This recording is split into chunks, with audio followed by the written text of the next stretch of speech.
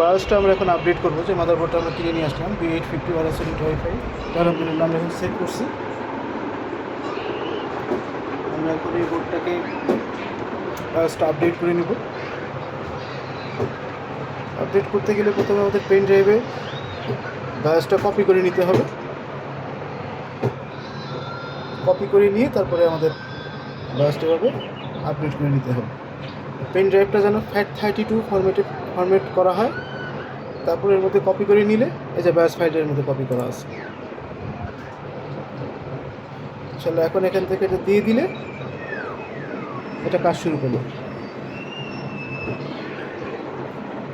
এই যে বায়োস স্ক্রিনটা, আপডেট স্ক্রিনটা এরকম আসে।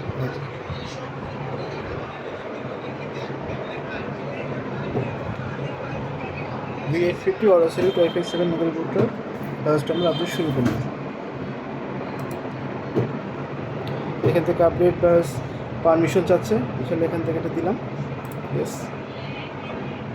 প্রথমে ভেরিফাই করবে, তারপরে বায়োসটা আপডেট করবে। তবে একটা জিনিস সবাই খেয়াল রাখবেন যে বায়োসটা আপডেট করার সময় যেন মোটামুটি কারেন্ট চলে গেলে একটা বিপদের আশঙ্কা থাকতে পারে, ওটা খেয়াল রাখবেন যেন মোটামুটি কারেন্ট কম যায় এই সময় আপডেট করার চেষ্টা করবেন।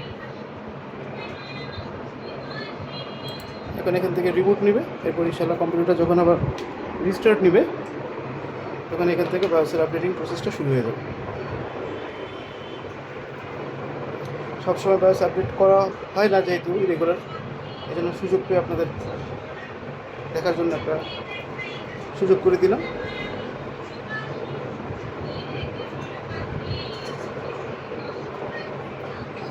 এই যে এখন এখান থেকে প্রথমে ফাইলটা ভেরিফাই করবে। ভেরিফাই করলে তারপর ইনশাআল্লাহ এখান থেকে সে আপডেটিং প্রসেসে যাবে। এটা হয়তো বোর্ড বেসিসে 2 মিনিট 3 মিনিট লাগতে পারে। এই যে আপডেটিং বায়োস না অলরেডি 3% হয়ে গেছে। এই হলো পলিসিটা, এভাবে করে নিতে পারবেন ইনশাআল্লাহ। এটা ধরেন এই 2 মিনিট বা 2.5 মিনিট লাগতে পারে, যেভাবে টাইম হচ্ছে এর মধ্যে ইনশাআল্লাহ 100% কমপ্লিট হয়ে আবার সে রিস্টার্ট নিয়ে ডিফল্ট সেটিংয়ে ফেরত যাবে।